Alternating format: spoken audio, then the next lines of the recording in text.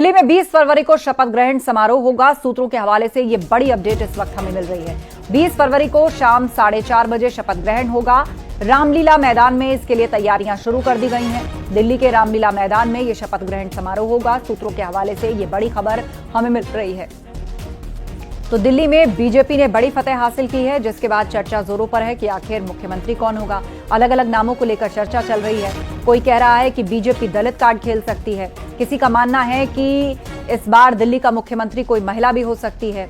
कोई कह रहा है कि यहां पर पंजाब को संदेश देने के लिए सिख मुख्यमंत्री बनाया जा सकता है, तो कोई यहां से बिहार से जुड़ा संदेश देख रहा है। अलग अलग तरह की चर्चाएं हैं। इस बीच अनूप गुप्ता हमारे सहयोगी हमारे साथ जुड़ चुके हैं। अनूप, क्या खबर है सोर्सेस के हवाले से? देखिए, आपको बता दूं कि सूत्रों के मुताबिक 20 तारीख को देर शाम शपथ ग्रहण समारोह रामलीला मैदान में होगा। हालांकि जो अभी हमें जानकारी मिल रही है कि बहुत भव्य कार्यक्रम नहीं किया जाएगा, वो साधारण शपथ ग्रहण समारोह होगा। 19 तारीख को विधायक दल की बैठक होगी और उसी बैठक में ये तय किया जाएगा कि मुख्यमंत्री कौन होगा। देखिए, तमाम नामों पर जरूर कयास लगाए जा रहे हैं, लेकिन अभी पार्टी के स्तर पर और कह सकते हैं केंद्रीय नेतृत्व के स्तर पर अभी कोई इस बात पे चर्चा नहीं हुई है। सिर्फ कंसल्टेशन किया जा रहा है। जो विधायक जीत कर आए हैं, दिल्ली के बड़े नेता हैं, उनको बारी बारी से बुलाकर बीजेपी के राष्ट्रीय अध्यक्ष कंसल्ट कर रहे हैं, उनसे सुझाव मांगा जा रहा है। लेकिन जो आखिरी फैसला है 19 तारीख को विधायक दल की बैठक में ली जाएगी। जी, जानकारी के लिए बहुत शुक्रिया। तो सूत्रों के हवाले से खबर यही है कि 20 फरवरी को शपथ ग्रहण हो सकता है। शाम 4:30 बजे शपथ ग्रहण होगा और रामलीला ग्राउंड में इसके लिए तैयारियां तेज कर दी गई हैं।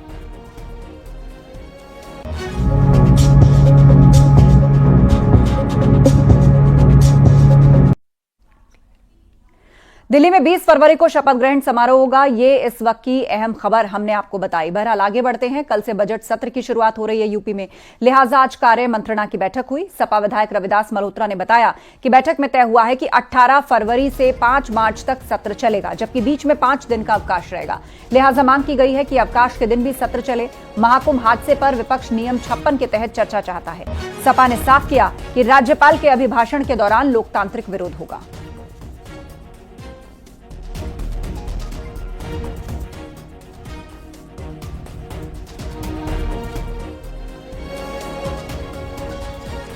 यूपी विधानसभा अध्यक्ष सतीश महाना ने न्यूज 18 से एक्सक्लूसिव बातचीत में कहा कि सत्र को सुचारू रूप से चलाना हम सबकी जिम्मेदारी है। सतीश महाना ने विपक्ष से कहा कि वो अपने जायज प्रश्नों को मजबूती से रखें। सत्र की शुरुआत हो रही है, किस तरह से देखते हैं, क्या कुछ रहने वाला है, क्या तैयारियां हैं? सर, विधानसभा का ये बजट सत्र है। बजट सत्र में अगले आगामी वर्ष का वित्तीय वर्ष का लेखा जोखा प्रस्तुत किया जाता है। विपक्ष के अपने सुझाव होते हैं, विपक्ष की अपनी एजेंडा होता है, लेकिन हम सब लोग अंततोगत्वा प्रदेश के हित के लिए बात करते हैं। तो मेरा हमेशा विगत 3 वर्षों में ये प्रयास रहा है कि मैं प्रतिपक्ष को भी उतना ही मौका दूं जितना सत्ता पक्ष को देता हूं। बोलने का अधिकार हर व्यक्ति को है और नियमावली का हर नियम कुछ न कुछ बोलने के लिए ही कहता है। कोई नियम ये नहीं कहता कि आप चुप रहें। तो नियमों के अंतर्गत अपनी बात रखें, प्रभावी ढंग से बात रखें। आलोचना भी अच्छे शब्दों में और कटु शब्दों में हो सकती है, लेकिन अभद्रता नहीं होनी चाहिए। सरकार की तरफ से भी मैं इस बात को बड़े गर्व के साथ कहता हूं कि मुख्यमंत्री जी के द्वारा हमेशा जो भी विषय रखा जाता है बड़ा प्रभावी रखा जाता है और उसको पूरा देश फॉलो करता है।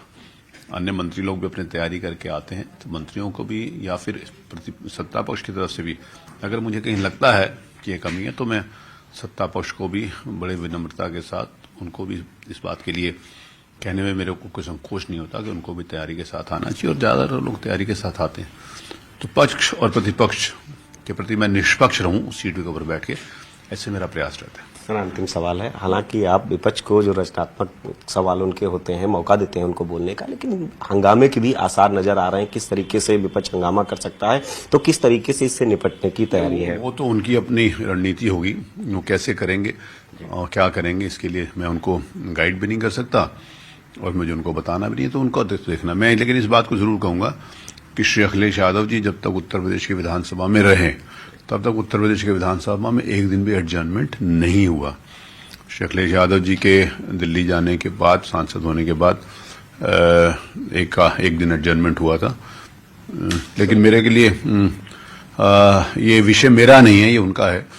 विधायिका की गरिमा को बनाए रखना विधानसभा के प्रत्येक सदस्य के बराबर की जिम्मेवारी है।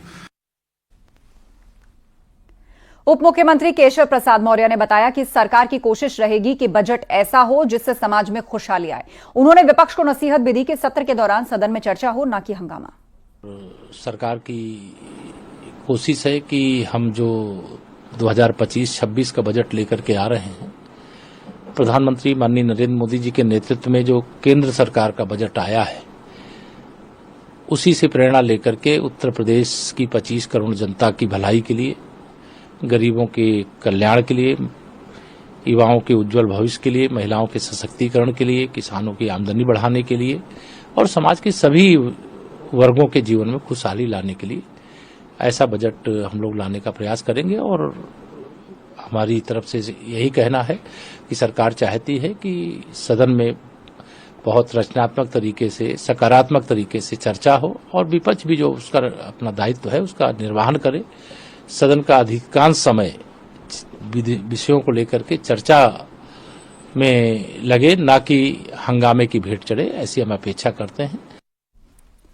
विधानसभा के बजट सत्र से पहले वित्त एवं संसदीय कार्य मंत्री सुरेश खन्ना ने न्यूज 18 से खास बातचीत की। उन्होंने बताया कि अब की बार का बजट ऐतिहासिक होगा और सत्र भी लंबे समय तक चलेगा। सत्र प्रारंभ हो रहा है। कल महामहिम श्री राज्यपाल जी का भाषण होगा और उसके बाद 20 तारीख को ये 25-26 का बजट प्रस्तुत होगा विधानसभा में। तो ये सत्र लंबा चलने की उम्मीद है, क्योंकि पहले राज्यपाल के भाषण पर चर्चा होगी, फिर बजट के ऊपर सामान्य चर्चा और उसके बाद अनुदान मांगों के संबंध में भी जो प्रस्ताव आएगा उसके संबंध में भी चर्चा होगी। सर, ये विपक्ष हंगामे की बात कर रहा है कि तमाम मुद्दों को उठाएंगे। विपक्ष के पास हम तो चाहते हैं कि सदन में चलाने में सहयोग करें और हर तरह से अपनी बात सदन में कहें रचनात्मकता के साथ। और हम उम्मीद भी करते हैं कि विपक्ष रचनात्मकता का परिचय देगा।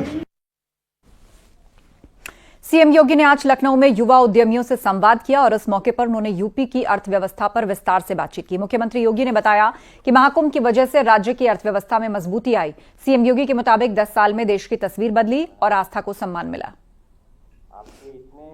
ऐसे ही लाखों लोगों को कार्य मिला है, उनकी आमदनी बढ़ी है और ये आमदनी अल्टीमेटली यूपी की आमदनी के साथ बढ़ने जा रही है।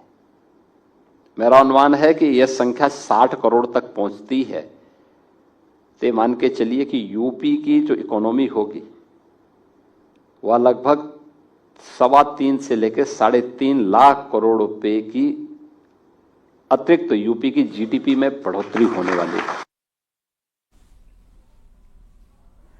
एआईएमआईएम नेता असदुद्दीन ओवैसी ने सरकार पर हमला किया। संभल के मुद्दे पर उन्होंने सरकार पर सवाल खड़े किए। उन्होंने बीजेपी पर झूठ बोलने और अफवाह फैलाने का आरोप लगाया।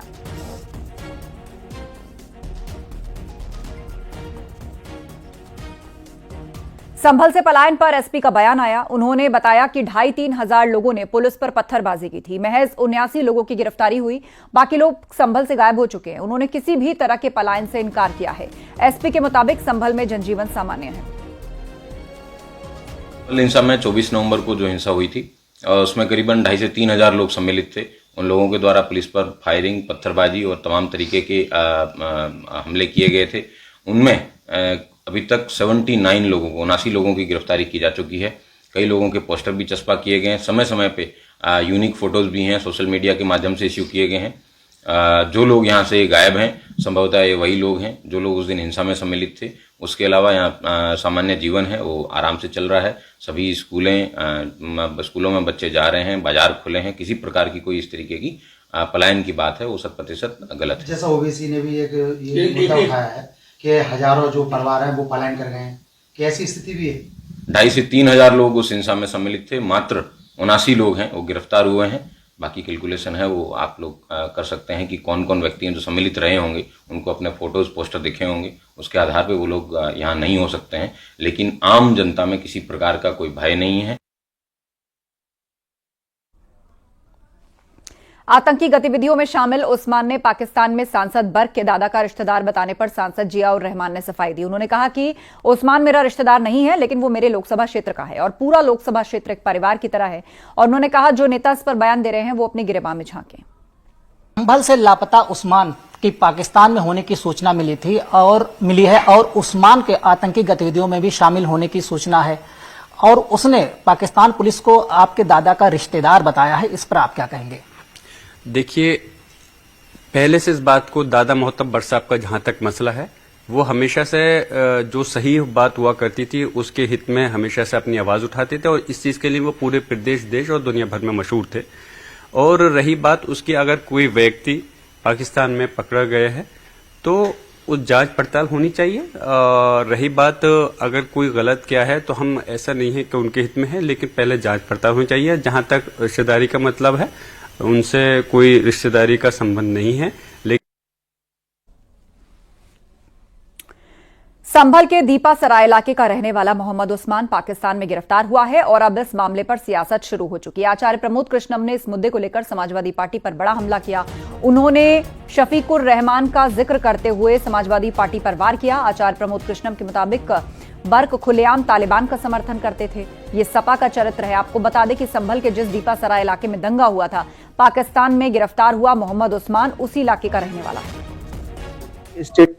भगवान का अवतार वहीं होता है जहां पाप बहुत बढ़ जाता है। ये कोई नई बात नहीं है। अब डॉक्टर शफीकुर रहमान बर्क की रिश्तेदारी अगर आतंकवादियों से नहीं होगी तो किससे होगी? वो तो खुलेआम, आज वो नहीं है, मरहूम हो गए हैं, लेकिन वो तो खुलेआम तालिबान के सपोर्ट में थे। ये तो जग जाहिर है, पब्लिक डोमेन में है उनके स्टेटमेंट। तो आतंकवादियों से रिश्तेदारी होना, आतंकवादियों का साथ देना, आतंकवादियों की हिमायत करना, ये तो समाजवादी पार्टी का चरित्र है। नोएडा से बड़ी खबर है। अगाहपुर गांव में शादी के दौरान हर्ष फायरिंग हुई है। हर्ष फायरिंग में 2.5 साल के बच्चे की मौत से हड़कंप मच गया है। शव को कब्जे में लेकर पोस्टमार्टम के लिए भेजा गया। थाना सेक्टर 49 क्षेत्र का ये पूरा मामला। हिमांशु शुक्ला हमारे साथ फोन लाइन पर जुड़ गए, हमारे सहयोगी। हिमांशु, विस्तार से बताइए पूरी खबर और इस खबर में क्या अपडेट है? बिल्कुल आस्था, देखिए आपको बता दें कि ये देर रात का प्रकरण है जब बारात निकल रही थी। अगाहपुर गांव का पूरा प्रकरण है।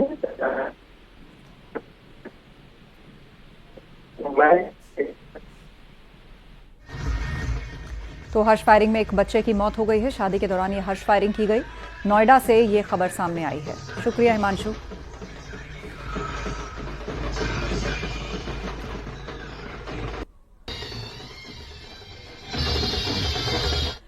और गाजियाबाद से खबर है, जहां निवाड़ी थाना क्षेत्र के सारा गांव में प्रशासन की बड़ी कार्रवाई हुई है। सरकारी भूमि से अवैध कब्जा हटाया गया। भारी पुलिस बल की मौजूदगी में प्रशासन ने अवैध निर्माण को ध्वस्त किया।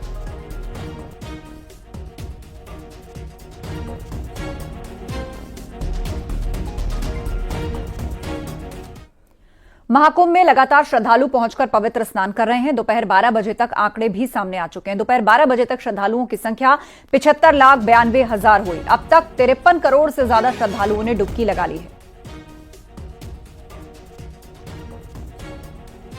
तो अब तक लगभग 53 करोड़ लोग डुबकी लगा चुके हैं। 52 करोड़ 96 लाख का यह आंकड़ा पहुंच चुका है।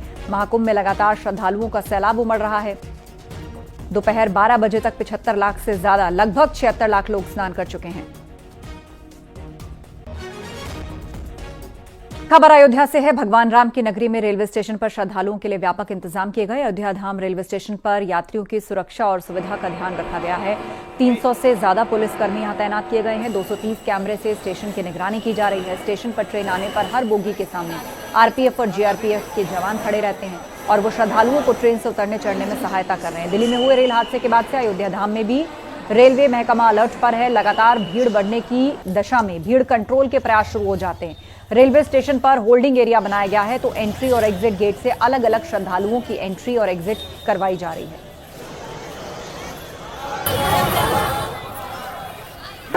यहाँ रेलवे स्टेशन की व्यवस्थाएं कैसी हैं? बहुत अच्छी है। साफ सफाई मूलभूत बहुत अच्छी है। पानी वाली पीने की व्यवस्था है या ट्रेन? सब चीज का व्यवस्था है यहाँ, अच्छी है। ट्रेनों का अनाउंसमेंट या जानकारी दी जा रही समय पे? हाँ दे रही है।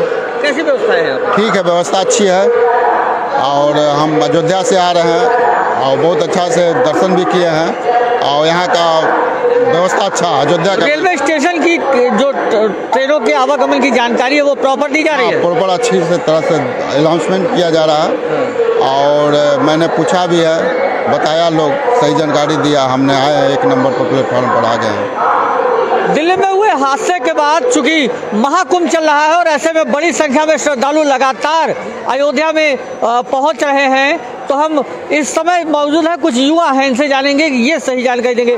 अयोध्या धाम रेलवे स्टेशन की कैसी व्यवस्था है? सर, धाम रेलवे स्टेशन की तो व्यवस्था बढ़िया और जिस हिसाब से हम पुलिस और फोर्सेज जो भी गवर्नमेंट ने अलॉट करेंगे उनके द्वारा सही इन्फॉर्मेशन दी जा रही है और बताया जा रहा है कि कब ट्रेन आ रही है और क्या हो रहा है।